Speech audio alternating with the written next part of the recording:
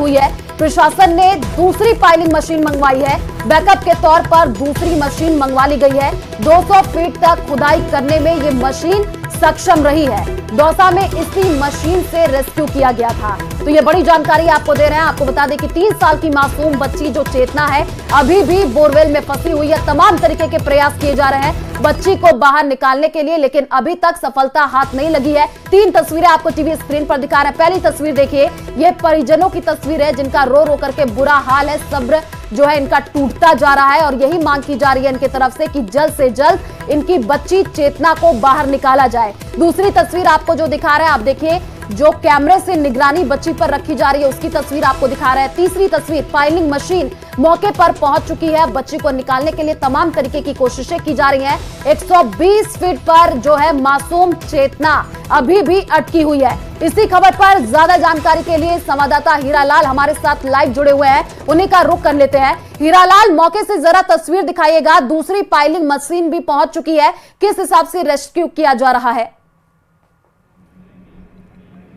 जी, इस समय की सबसे बड़ी अपडेट ये है कि प्रशासन ने दूसरी पाइलिंग मशीन मौके पे बुलाई है। ये पाइलिंग मशीन वही पाइलिंग मशीन है जो दौसा में जब इस प्रकार का जो घटना घटित हुई थी, वहां जो रेस्क्यू ऑपरेशन किया गया था, वहां भी यही दूसरी जो पाइलिंग मशीन है उसको मंगवाया गया था। बताया जा रहा है कि ये वहां पर जो घटना घटित हुई थी उस समय जो पहली जो पाइलिंग मशीन थी वो खराब हो गई थी। उसके बाद बैकअप के तौर पर दूसरी पाइलिंग मशीन मंगाई गई थी और उसमें करीबन 6 घंटे से ज्यादा का समय लगा था। तो यहाँ प्रशासन ने एहतियात बरतते हुए दूसरी पाइलिंग मशीन को बैकअप के तौर पे मंगवा लेगा। मैं बताना चाहूंगा कि फिलहाल जो पाइलिंग मशीन जो प्लान बी के तहत जो गड्ढा खोदा जा रहा था वो अभी फिलहाल कुछ देर के लिए रोका गया है और प्लान ए के तहत जो रेस्क्यू टीम लगातार प्लान ए को अंजाम दे रही थी और बच्ची को बाहर निकालने की जो रेस्क्यू किया जा रहा था वो अभी भी प्रयासरत है कि किसी प्रकार से है जो बच्ची को बाहर निकाल लिया जाए, क्योंकि प्लान ए के तहत जो रोड डालकर जो एल बैंड है उसको गड्ढे में डालकर बच्ची तक जो बैंड है उसको पहुंचाकर उस बच्ची के हाथों पैरों में जो है उस बैंड को अटकाकर उस बच्ची को बाहर निकालने का जो प्रयास है वो लगातार जारी है।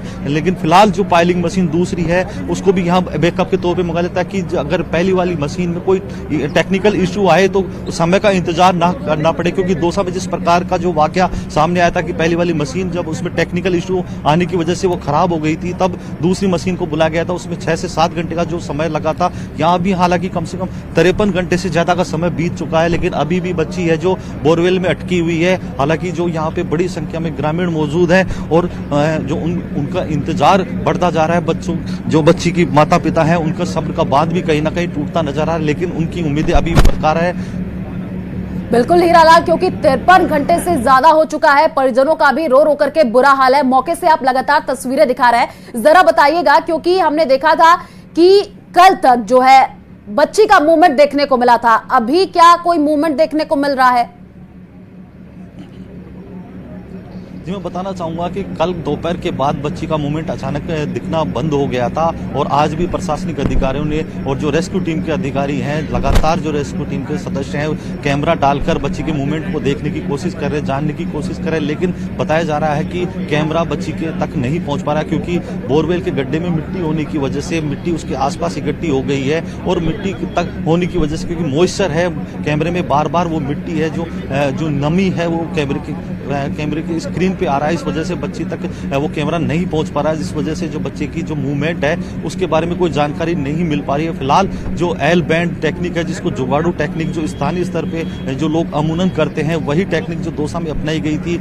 आमतौर पर जब भी इस प्रकार की घटना होती है तो एल बैंड वाली जो जुगाड़ू जो टेक्निक है उसी के जरिए आज यहाँ ये रेस्क्यू ऑपरेशन पिछले 53 घंटों से लगातार जारी है। बिल्कुल हीरालाल, वहां पर जो अधिकारी हैं उनसे भी जरा बातचीत करने की कोशिश कीजिएगा, क्योंकि तमाम कोशिशें की जा रही है, देसी जुगाड़ नुस्खा अपनाया जा रहा है कि जल्द से जल्द बच्ची को निकाल लिया जाए। अधिकारी हैं क्या वहां पर, कोई पूछे किस हिसाब से रेस्क्यू तेज किया जा रहा है? जी बिल्कुल, इस समय बात करने के लिए यहाँ के जो कोटपुतली एसडीएम ब्रजेश कुमार चौधरी हैं वो हमारे साथ मौजूद हैं। हम उनसे जानने की कोशिश करेंगे कि 53 घंटे से ज्यादा का समय बीत चुका है, लगातार आप लोग रेस्क्यू ऑपरेशन में जुटे हुए हैं, अब क्या तैयारी है? नहीं, बिल्कुल लगातार रेस्क्यू ऑपरेशन है जो अपना कंटिन्यू है। जो अपनी एनडीआरएफ की टीम है वो भी रेस्क्यू की कार्रवाई लगातार जारी है और पहले ही अपना जो पाइलिंग मशीन वाला है वो भी, उससे भी रेस्क्यू की कार्रवाई वो जारी है। सर, दूसरी पाइलिंग मशीन यहाँ मौके पे बुलाई गई है, क्या दूसरी पाइलिंग मशीन का उपयोग किया जाएगा पहली वाली की जगह? दूसरी जो पाइलिंग मशीन है वो स्टैंड बाई रखी गई है ये जो पाइलिंग मशीन है वो 150 फीट तक की हाइट तक का है। इसमें अगर बाई चांस जरूरत पड़ती है तो उसको स्टैंड बाई इसीलिए रखा गया है कि जरूरत पड़ती है तो उसकी मदद ली जाएगी। सर अभी तक जो पहली वाली पाइलिंग मशीन है उससे कहाँ तक कितनी फीट तक खुदाई कर दी गई?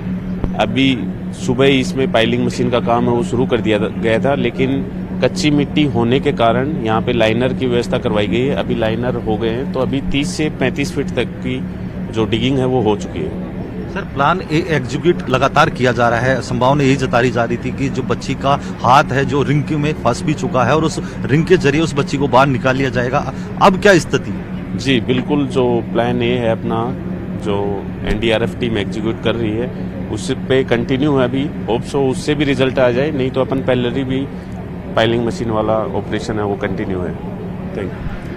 जी बिल्कुल, ये एसडीएम थे जिनका कहना है कि जो प्लान ए है एग्जीक्यूट लगातार किया जा रहा है। बच्ची का मूवमेंट देखने का प्रयास किया जा रहा है। जो दूसरी मशीन पाइलिंग मशीन है उसको बैकअप के तौर पे यहाँ मंगवाया गया है। जो पहली वाली मशीन है उसकी जो खुदाई की जो क्षमता है 150 फीट के करीबन बताई जा रही है। दूसरी जो मशीन यहाँ मंगवाई गई है उसकी 200 फीट की जो खुदाई क्षमता है वो लगातार जो यहाँ मंगवाई गई है।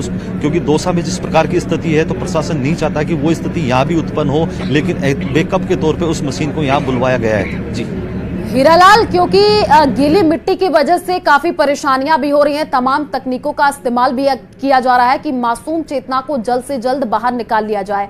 वहां पर जो है हम देख पा रहे हैं कि पूरे एरिया को घेर दिया गया है और वहां पर रेस्क्यू ऑपरेशन चलाया जा रहा है। जरा आसपास अगर आप वहां की तस्वीरें दिखा पाएं।